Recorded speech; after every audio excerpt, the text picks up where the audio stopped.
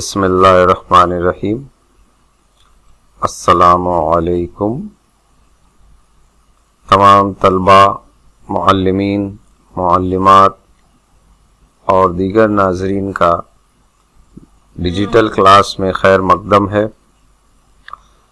बच्चों, आज हम यहाँ इकट्ठा हुए हैं सुवम यानी कि तीसरी जमात की रियाजी की किताब पढ़ने के लिए। रियाजी समझ कर पढ़ना है क्योंकि ये बहुत दिलचस्प है, इसे पढ़ने से लुत्फ़ आता है। कुछ लोगों का ख्याल है कि ये मुश्किल है, कुछ बच्चे डर जाते हैं, तो बच्चों बिल्कुल नहीं डरना है। ये बेहतरीन और आसान तरीके से समझाया हुआ सबक है और इसे करने से आपको बड़ा मज़ा आएगा, चीज़ों की तफसील मालूम होगी।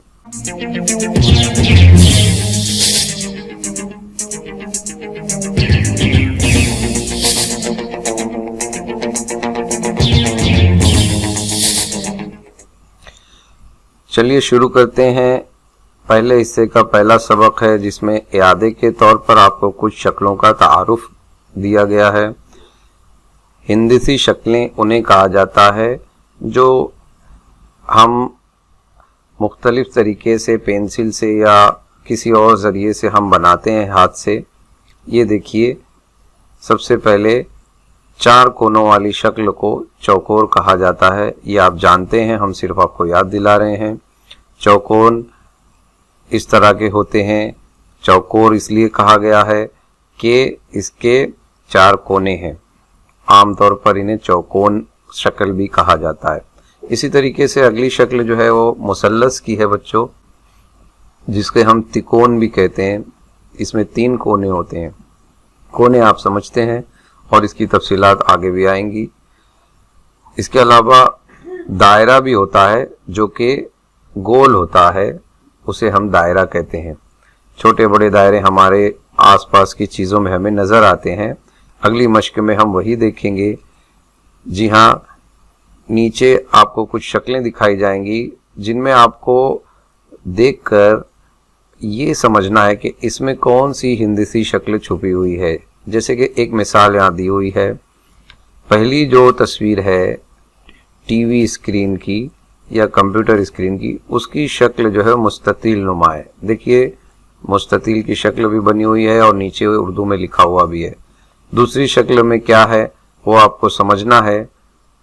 चलिए हम आपकी मदद कर देते हैं, हम आपको समझा देते हैं, लेकिन आप भी दीगर शक्लों की जो हिंदसी शक्ल उनसे निकलेगी उसे आप समझिएगा। और टीचर इसके बारे में पूछे तो अपनी क्लास में अपने आसपास दूसरी चीज़ों में कौन सी हिंदसी शक्ल नज़र आती है वो आप बताएंगे। फिलहाल हम यहाँ देखते हैं तस्वीरों में। तो ये पहली तस्वीर में देखिए हम चौकोन देखते हैं। ये चौकोन यहाँ से निकलता है, यानी ये मुरब्बा है। मुरब्बा भी चार कोनों वाली चौकोर शक्ल होती है। इसी तरीके से दूसरी शक्ल देखिए, सैंडविच है, जिसे बीच में से काट दिया गया है।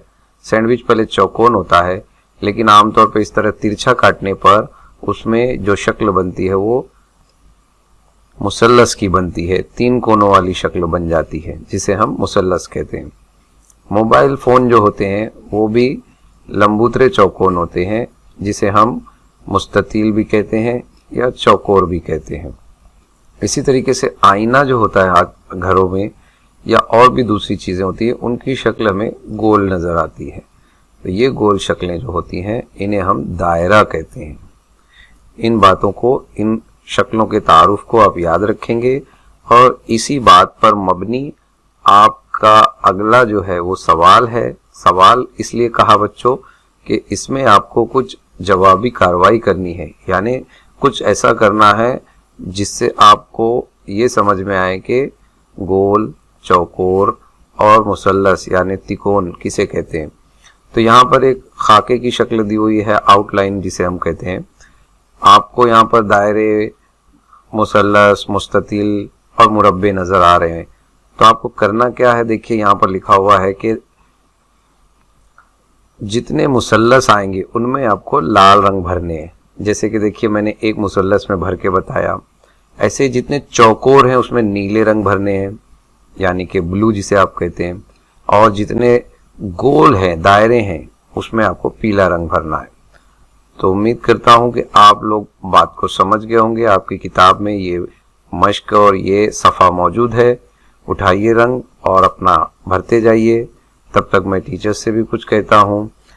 सबसे पहली बात टीचर से ये कहनी है कि रियाजी के लिए आप लोग जब बच्चों को लाएं, ध्यान से उनके कंपास बॉक्स और किताब और बयाज यानी कि बुक और नोटबुक ज़रूर लाएं, ताकि बच्चे इस क्लास में, हमारे डिजिटल क्लास में स्क्रीन के ज़रिए बहुत सारी मशकें हल करें और हम आपकी मदद कर सकें और आपका ताउन कर सकें।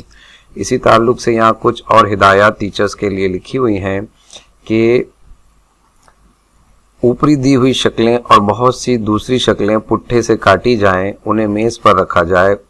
इन शक्लों के मुसल्लस, चौकोर और दायरे में जमातबंदी करवाई जाए।